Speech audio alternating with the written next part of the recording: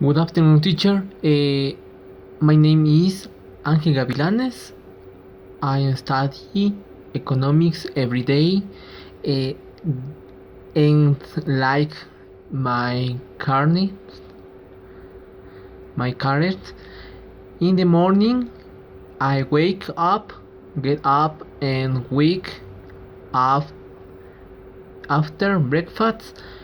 My daily routine in the morning is to watch economics video on the YouTube at 12:30.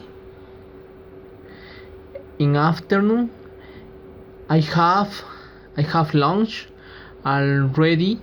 In the afternoon, I receive at the class from the university. I work part time teaching. I count classes.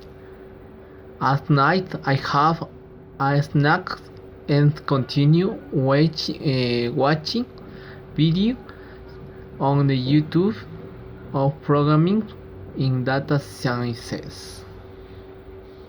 Thank you, teacher. Goodbye.